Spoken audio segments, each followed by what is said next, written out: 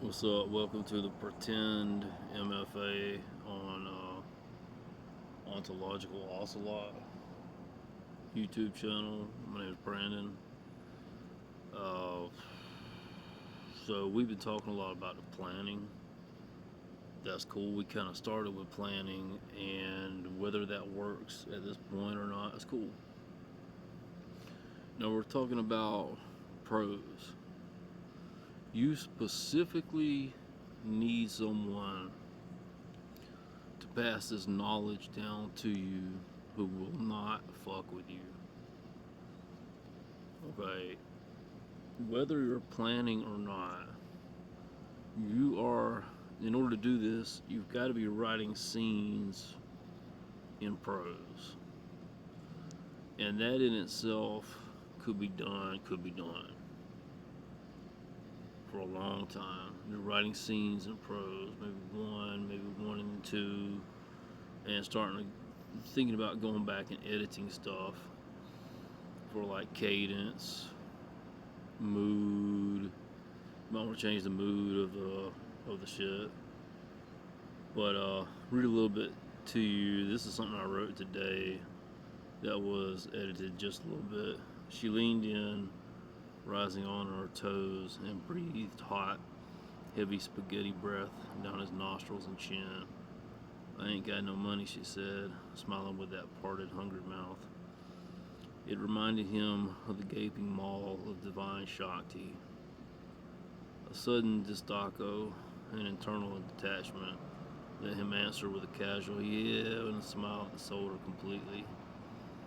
They danced, they laughed at the mundane. The evening dissolved into a steady, secure bleed of time.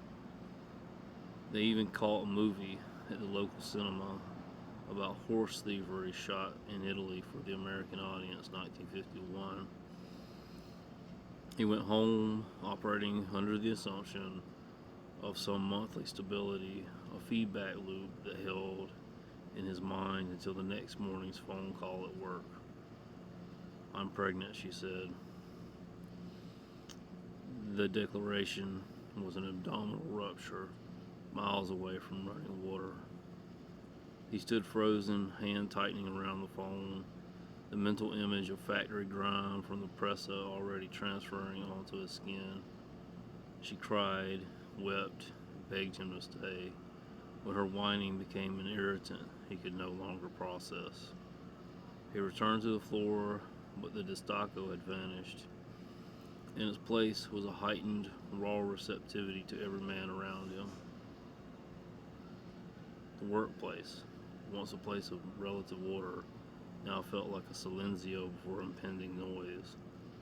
The guys joked and landed free licks in his gut and to his arm, but these were no longer jokes.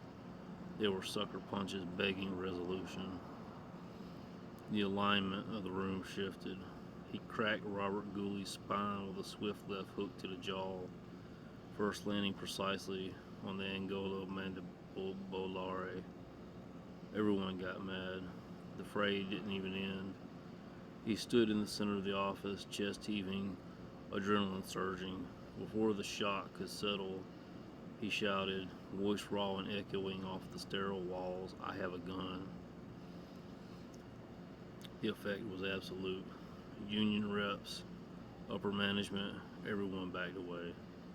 It was a strange, pathetic tableau. These were the same men who, in prior years, had spoken with reverent enthusiasm about the cloth and the path to monkhood. Others were so deeply entrenched in the clinical, isolated world of feminism and semen retention awareness forums that they claimed radical mental clarity through self-denial unto permanent penile shortening. Some lived in motels and service elevators, clinging to self-imposed poverty that left them brittle, but the news of his personal life had broken them.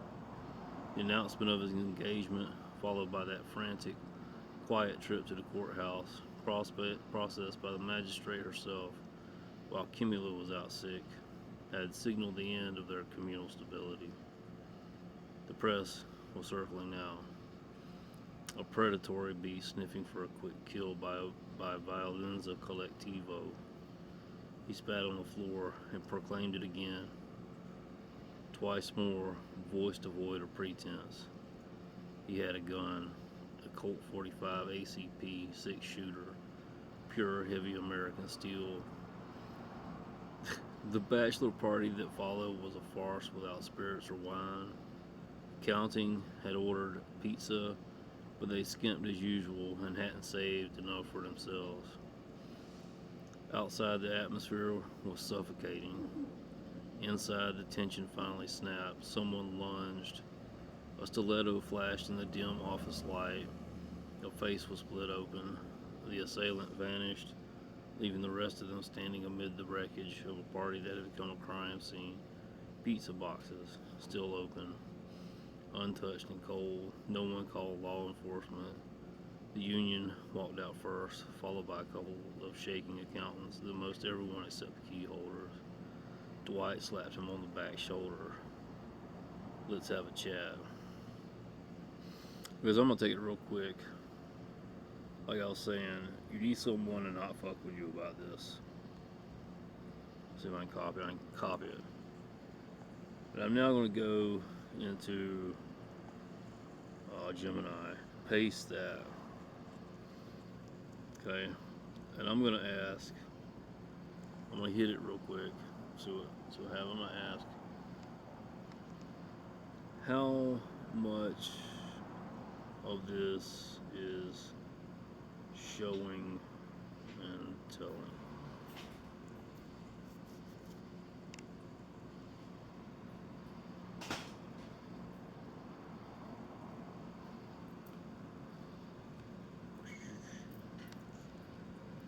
How much is show and tell? Let's go.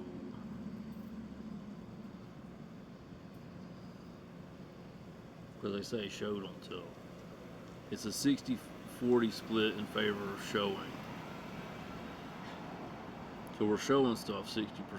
Action, sensory details, spaghetti breath, snapping spines, cold pizza, dialogue in physical setting, talking, telling, 40%, internal state, metaphor, Destaco, abdominal rupture, backstory, Monku forums, and character judgment, why the telling works here. So the tell works. In standard fiction advice, you're told to eliminate telling because it created distance between the reader and the character. In your writing, the telling actually creates intimacy. Is the balance right? When you want high tension in the fight, your writing naturally shifts toward 80% showing. You stop explaining why people are weird and just focus on the sucker punches and the angulum mandibulorum. This is excellent. When you want internal depth, your writing shifts to 60 to 70% telling. So you do not want someone to fuck with you about this. And there can be both. Like I said, the advice here, you gotta be at a point where you're writing prose and not just stories or planning or trying to get the model to write for you.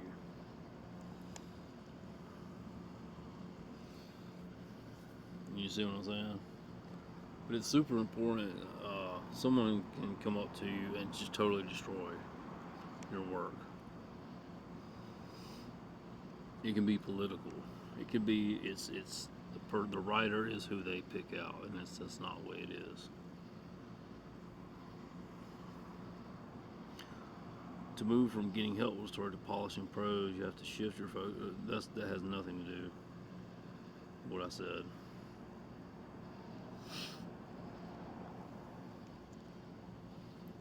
So if I were to write a premise, I don't even have to write a premise. I don't need a story nugget. I just wrote prose in 2 scenes, but there was showing and telling. So tonight, this is not a story nugget. Tonight, the moon was low. You don't use that kind of language. in everyday speech. It's writing, and it's not a story. It's hard to define. The moon was low. The moon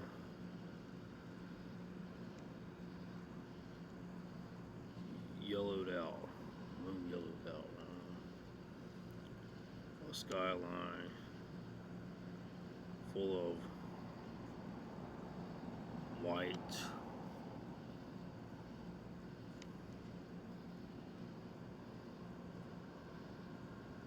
canopy. White dots against bluish black canopy.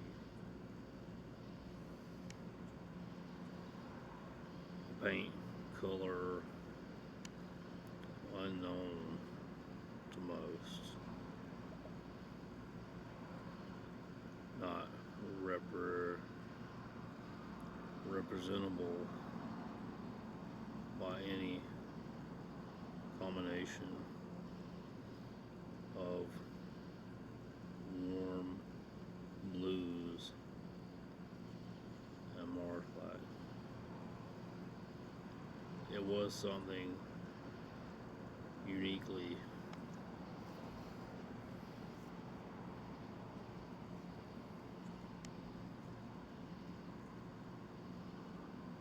horrifying. Like much space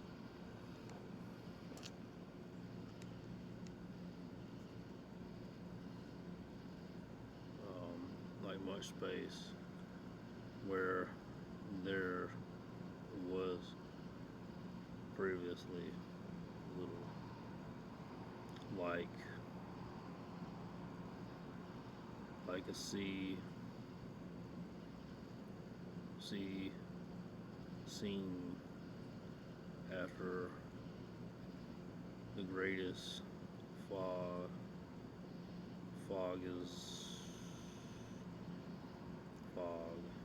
is lifted onto the end curve of the earth. It was that way in depth and detail with the night sky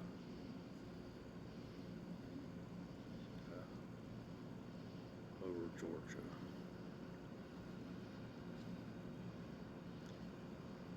James Woodcock, and that's very complete. That's the scene. James Woodcock drove a 1967 Mustang fastback, non-convertible. It was acquired in museum quality by his father in the late 1990s through a chance stop in Mississippi for gasoline. Don't fuck it up now, his father said weeks before he passed, and James was off to find more than the four-way stop he was raised around.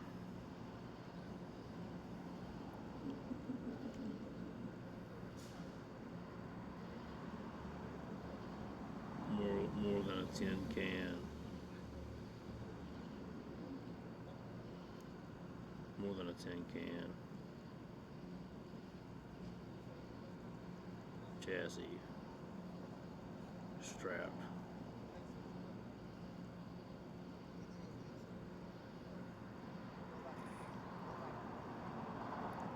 Strapped with a motor.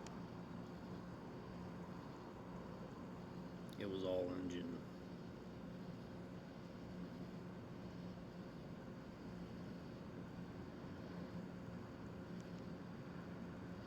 Oh, it was all engine.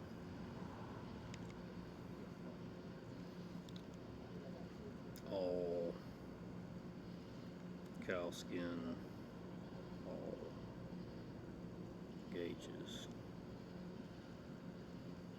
With the flesh being any metal to support that.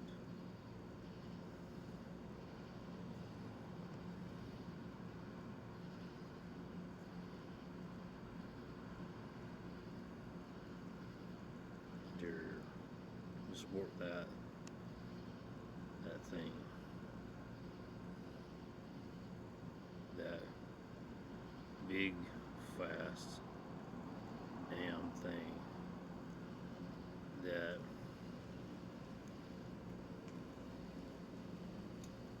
flew him landwise from southeast Georgia all the way to northern Atlanta before a nut broke on the front passenger tire. And that's good. A good place to talk that scene. Wake up, said the attendant. James had slept through the night. Head on the steering wheel.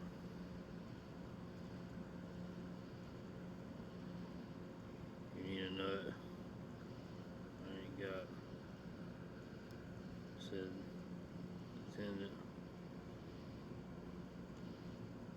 Now we gotta make do.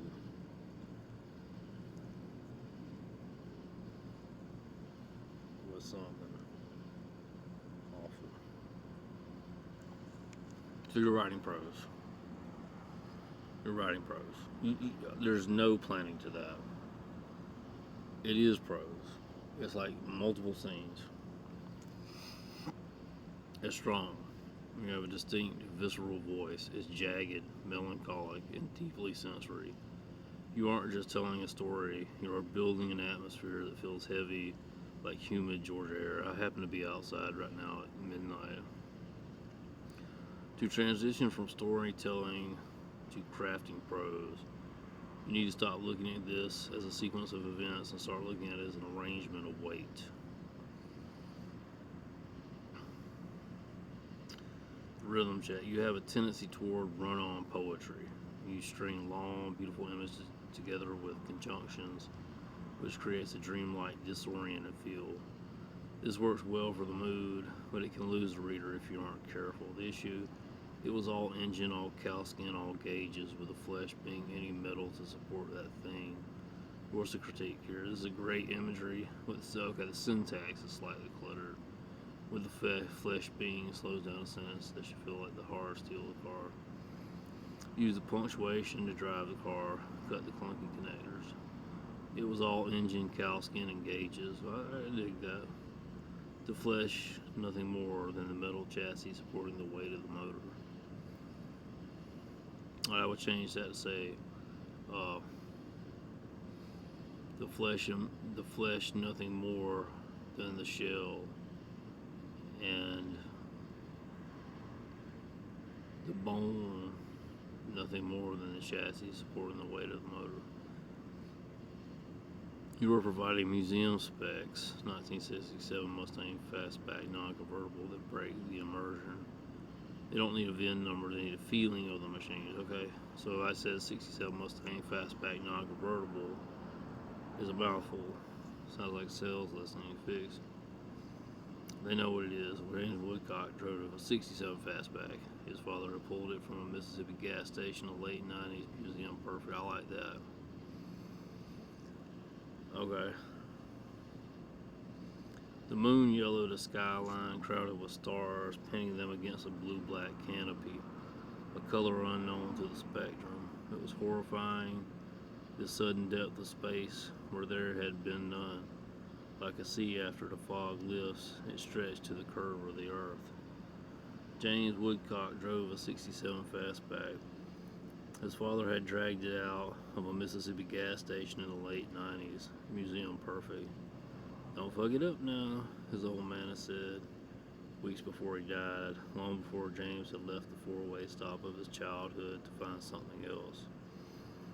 It was all engine, cowskin, and gauges. The flesh was just the metal supporting the motor. That big, fast damn thing had flown him from southeast Georgia to the edge of Atlanta before a nut sheared off the front passenger tire. Wake up, the attendant said. James had slept through the night with his head on the steering wheel. You need a nut? I ain't got it, the attendant said. Now we gotta make do with something awful. Prose is strongest when you focus on the awful. For the next paragraph. The attendant walked inside, and James felt gurgling in his stomach. That's a good place to be, in my experience. We you wanna check this show and tell, not show don't tell.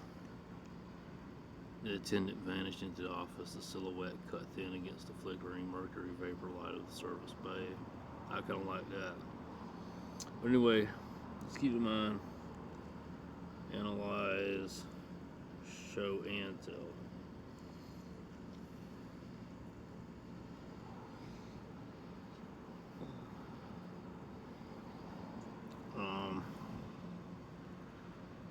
The show tell ratio is 80-20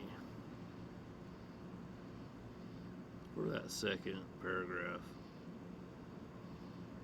Cool.